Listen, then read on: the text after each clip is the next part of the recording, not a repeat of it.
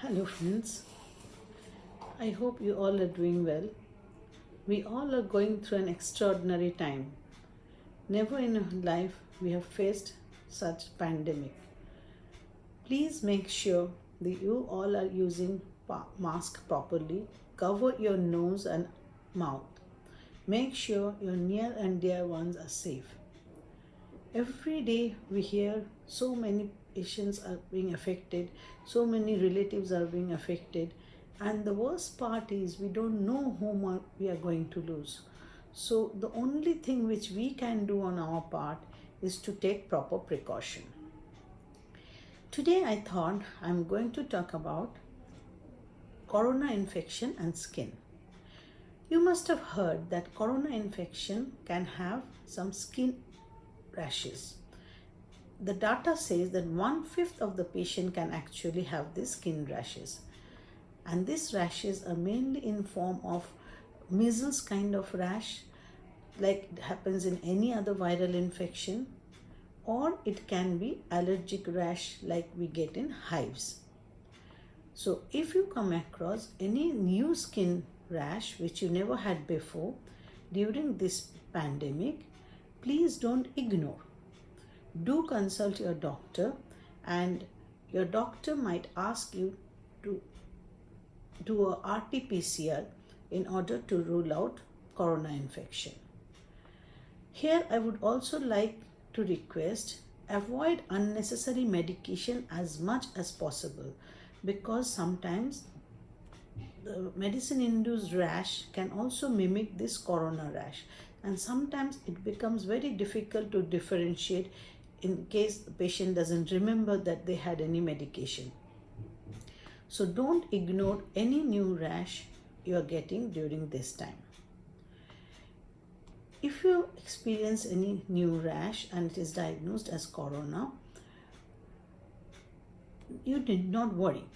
The reason being, in our part of the world, usually skin rashes are associated with milder form of the disease, and as compared to the Western world where severe skin changes have been reported.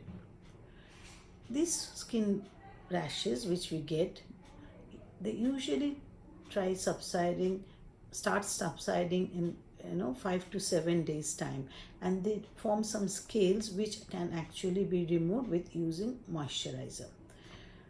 Your doctor will give you some conservative treatment, and that should take you through.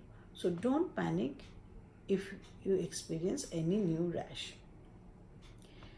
The second point which I want to emphasize, during this COVID era, I have seen many patients who complained of severe hair loss which they never had before.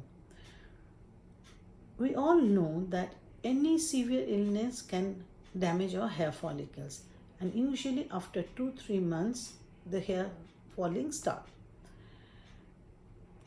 During last 1 year, the amount of patients I have seen with severe hair loss I have never seen before in my 30 years of practice. So what this corona infection has done is that it has damaged the growing hair follicles. And the worst part was, in many of these patients, they haven't done any test for corona, so they don't really know that they had COVID infection. But on leading question, I found out maybe their family members were involved, or they had fevers which they didn't test. So corona as such can damage your hair.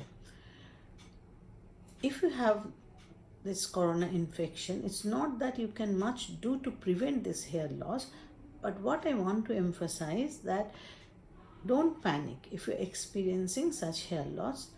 This should be self-limiting. New hairs should regrow and replenish your hair loss, until and unless you have other causes of hair loss which can contribute to the problem. Do consult your doctor, and I'm sure your doctor will be able to help you. The third point which I want to emphasize, during this pandemic, many patients are using this sanitizer in excess amount. Nothing in excess is good, isn't it?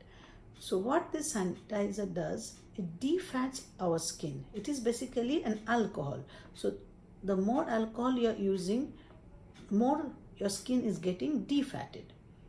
So only use alcohol only when necessary. When you are going out, don't sanitize even if you are at home all day. And make sure you replenish the lost fat with good quality moisturizer.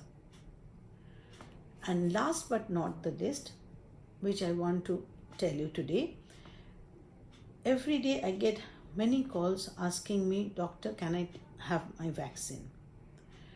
Having a skin disease is not necessarily a contraindication for vaccination.